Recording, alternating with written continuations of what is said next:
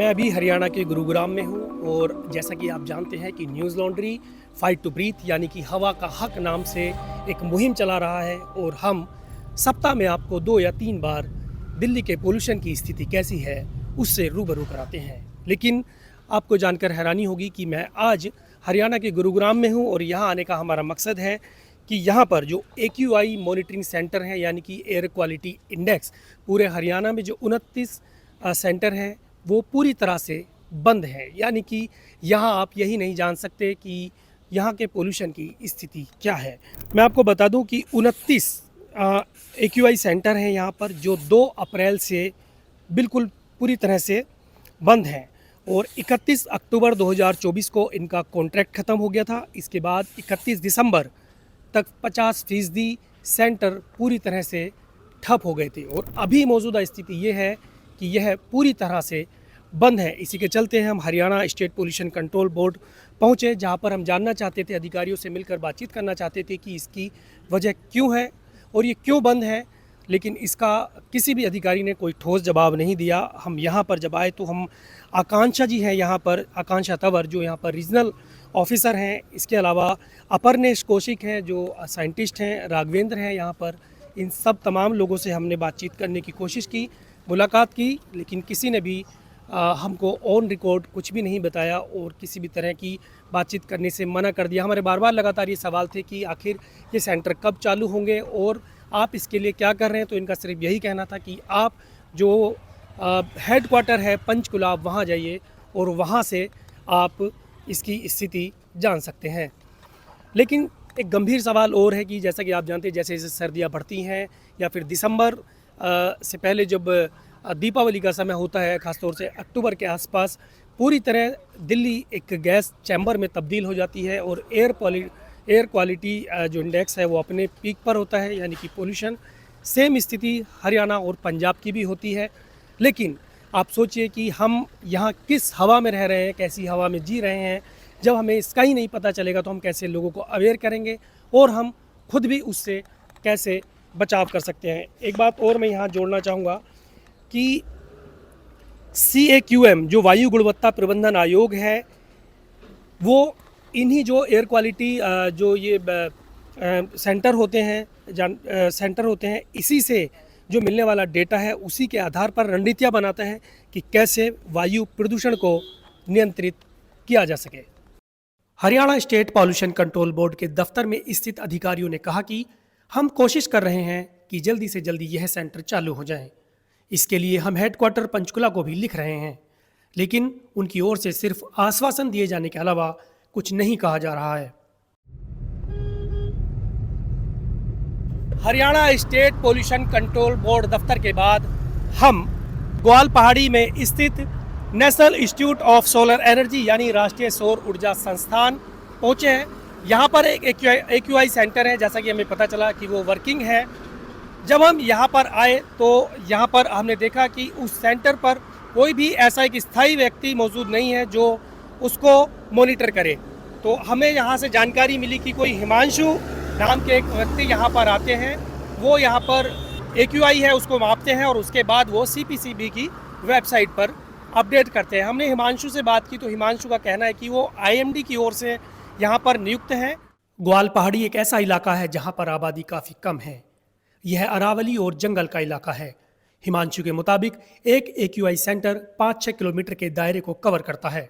हरियाणा के जो 29 AQI centre बंद हैं उनमें से एक टेरी ग्राम में भी है और हम अभी टेरी ग्राम में हैं और मेरे पीछे जो आप ये स्क्रीन देख रहे हैं ये वही स्क्रीन है जो यहाँ AQI बताती है, यानी एयर क्वालिटी इंडेक्स। लेकिन जब हम यहाँ आए और जब हम इनके दफ्तर में गए तो हमें जानकारी मिली कि जो इसको मॉनिटर करते हैं वो लंबे समय से यहाँ नहीं आ रहे हैं, बीच बीच में कभी कभी आते हैं। तो हम अभी यहाँ पर मौजूद हैं। यहाँ के सिक्योरिटी गार्ड्स का कहना है कि यहाँ पर उनका जो पूरा एक केबिन है उनका, यहाँ पर जब हम वहाँ पर गए तो उस पर भी लॉक लगा हुआ था। गुरुग्राम स्थित एक और AQI सेंटर पहुँचे हम। यहाँ पर टोटल 4 ही AQI सेंटर हैं। तो हम अभी सेक्टर 51 में स्थित जो गुरुग्राम यूनिवर्सिटी है उसके भीतर ये सेंटर है और यहाँ पर अब हम आए हैं। हरियाणा राज्य प्रदूषण नियंत्रण बोर्ड का यहाँ पर एक बोर्ड भी लगा हुआ है और मेरे पीछे आप जो ये देख रहे हैं ये पूरा वो टावर है जो AQI की स्थिति क्या है उसको बताता है। आसपास के लोगों का कहना है, सुरक्षा गार्ड का कहना है कि ये लोग कभी कभी आते हैं और यहाँ पर फ़िलहाल कोई नहीं है। आप ये स्क्रीन मेरे दाहिनी साइड में देख रहे हैं, ये भी यहाँ पर AQI की स्क्रीन लगी है जो जिस पर ये दर्शाते हैं कि यहाँ का जो पोल्यूशन की स्थिति है उसका पैमाना क्या है। हालांकि वो भी अभी बंद है। तो आपने देखा कि हम गुरुग्राम स्थित 4 मॉनिटरिंग सेंटर पहुँचे जहाँ पर AQI की अपडेट मिलती है, लेकिन इन चारों ही सेंटरों की स्थिति कैसी है वो आपने देखा। दरअसल इस संकट की बड़ी वजह HSPCB यानी Haryana state pollution control board की लापरवाही है। बोर्ड ने मॉनिटरिंग स्टेशनों की देखरेख कर रही एजेंसी का कॉन्ट्रैक्ट खत्म होने के बाद नया वैकल्पिक इंतजाम नहीं किया। इसके चलते मॉनिटरिंग स्टेशन धीरे धीरे बंद होते चले गए। इस मामले को लेकर हमने AQI एक्सपर्ट सचिन पवार से भी बात की। देखिए उन्होंने क्या कहा। देखिए, हवा की गुणवत्ता और उसका लगातार जांचना बहुत ज़रूरी है। अगर ऐसे ही हम कर लेंगे तो इसलिए ज़रूरी है, हम दिसंबर की बात कर रहे हैं, जितने भी ये सारे प्रयास हैं सारे गवर्नमेंट के, जितने भी स्कीम्स हैं, वो क्या करना चाहते हैं, जो ओवरऑल वेटेड एवरेज है साल भर का उसको कम करना चाहते हैं, क्योंकि उसके बेसिस पर रैंकिंग डिसाइड होती है। आजकल जो आती है मीडिया में कहीं पर भी, जिसको लेके परेशान है कि रैंकिंग इंप्रूव करनी है, कंडीशन इंप्रूव करनी है, वो बेसिकली हमारी फाइट है। जो ओवरऑल एक्सपोजर है पूरे सिटी का साल भर का, वो कम करना है। अब उसमें ऐसे में हमारे पास जो सबसे इम्पोर्टेंट टूल है उसकी सच्चाई नापने के लिए, अगर आपका डायग्नोसिस ही प्रॉपर नहीं होगा, अगर आपको यही नहीं पता कि कितने माइक्रोग्राम मेरा PM 2.5 था, क्या कितनी मेरी गैसेस का लेवल कितना था, कितने ppm कितने ppm में कौन सी गैस मेरी कितनी अमाउंट में रही प्रेजेंट, तो कैसे पता चलेगा। अभी करंट में काफ़ी सारे ओजोन के इश्यूज थे इस पूरे 1-2 महीने से, और हम ट्रैक करने की कोशिश कर रहे थे मॉनिटरिंग स्टेशंस पर, कहीं पर भी मुझे ओजोन का डेटा ही नहीं मिल रहा है। और जब देखते हैं, अगर उसका थंबनेल चेक करेंगे, वहाँ दिखा रहा है primary pollutant is ozone, but ozone का डेटा उसकी साइट पर, जो समीर है, जो वेबसाइट है, उस पर दिखाई नहीं दे रहा है। So what is this issue, ये क्यों ऐसे डोमिनेट कर रहा है। फिर एक प्रॉब्लम अभी क्या आ रही है, ओजोन वो तय करता है कि AQI एग्जैक्टली। अब इस टाइम पर जैसे विंटर में PM 2.5 डिसाइड करता है या PM 10 डिसाइड करता है कि मेरी AQI कितनी ज़्यादा या कम होगी, ये कुछ टाइम होता है अप्रैल मई के बाद से ओजोन इस टाइम पर काफ़ी कुछ पॉकेट्स में तो काफ़ी ज़्यादा बढ़ जाती है, वो भी डिसाइड करती है कितना है। तो अगर वो प्राइमरी पोल्यूटेंट है तो मुझे जानना जरूरी है कि वो कितना है, क्योंकि वो ओजोन काफ़ी खतरनाक होता है पॉपुलेशन के लिए, और हमारे यहाँ कुछ ऐसी टेक्नोलॉजी उसको और बढ़ा देती हैं, तो वी शुड नो कितना है वहाँ पर जानने के लिए। दूसरा बात आती है वेटेड एवरेज, जिसकी हम बात कर रहे हैं। अगर मेरे पास मॉनिटरिंग सिस्टम में मैं मैनुअली डेटा फिल करूँगा और मेरे पास कंटिन्यूटी नहीं बनी है, मेरे को ट्रेंड कैसे पता चलेंगे। मेरे ट्रेंड्स मुझे साल भर जानने, हर साल का ट्रेंड हर साल से अलग होता है। अगर गवर्नमेंट कोई प्रयास करती है, कुछ सोसाइटी लेवल पे सिटीजन फोरम्स कुछ प्रयास करती हैं, तो उसका इम्पैक्ट कितना पड़ रहा है मेरे को रियल टाइम में जानना है। मेरे को डेटा चाहिए ही चाहिए, हम सब लोगों के लिए डेटा उतना ही इंपॉर्टेंट है जितना सरकार के लिए। मुझे मेरा, अगर मैं आंख बंद कर लूं कि अच्छा अभी बाहर तो पोल्यूशन है ही नहीं, मैं कुछ भी अपनी एक्टिविटीज प्लान करूं, पर ये बिल्कुल भी सही नहीं है। अभी इन्हीं महीनों में कई दिन PM का लेवल 100 से ऊपर भी चला गया कुछ टाइम पर। तो अगर ये वाली सिचुएशन है और मेरे को पता ही नहीं है तो बहुत ही बेकार है। जब बारिश हो रही है, सब कुछ फ्लश हो रहा है, तब ठीक है, पर मेरे पास वो अवेयरनेस ही नहीं है। मैं तो मान के बैठा हूँ कि जो डेटा पब्लिश किया जा रहा है सब ठीक है। अब पूरा का पूरा इतना आसान है, ये बहुत ही निराशाजनक है, बहुत ही ज़्यादा इस पर हम लोग परेशान हैं कि ये डेटा क्यों नहीं है पब्लिक डोमेन में। गुड़गांव जैसा शहर जिसकी हम बात कर रहे हैं, अभी आप वहाँ पर गए 4-5 जगह, वो वैसे भी सफाइस नहीं करता है। जितना बड़ा वो सिटी हो गया, जैसे वो स्प्रेडेड है, वहाँ पर मल्टीपल आपको हॉटस्पॉट्स हैं, मल्टीपल आपको एयर स्टेशन चाहिए वहाँ पर, मॉनिटरिंग स्टेशन। वो मॉनिटरिंग स्टेशन वैसे ही लिमिटेड है, उनमें से भी 3 का ऑफ हो जाना बड़ा ही निराशाजनक है। जो एक है वो पॉपुलेशन के एरिया से बहुत बाहर है, वो ग्वालपाड़ी पर है, जहाँ पर मोस्टली इंडस्ट्रियल तो नहीं बोलूँगा, पर अरावली का जोन है, बट वहाँ काफ़ी ट्रक मूवमेंट होता है। तो in a way it's not a right representation जो डेटा है। तो सरकार और लोगों को तो बिल्कुल भी इस पर ट्रस्ट बनाने की ज़रूरत है, जिसमें हमें पूरा डेटा मिलता रहे ट्रांसपेरेंटली। मैं कल ही हरियाणा पोल्यूशन कंट्रोल बोर्ड गया था, उधर के अधिकारियों से मेरी मुलाकात हुई, वो भी कुछ नहीं बता पाए। लेकिन ऐसे समय में मान लीजिए पोल्यूशन इस देश का बहुत बड़ा मुद्दा है, वो बात अलग है कि वो टीवी डिबेट्स में हमको देखने के लिए नहीं मिलता। तो कहीं ना कहीं गवर्नमेंट को तो अपनी ओर से मतलब ये चीज़ करना चाहिए कि भाई लोगों को एटलीस्ट ये पता चले कि भाई वो कैसी स्थिति में रह रहे हैं, कि उनके आसपास का जो पोल्यूशन लेवल है वो कैसा है। अब यही नहीं जान पाएंगे तो आप सोचिए ना कि मतलब वो कैसे अवेयर रहेंगे।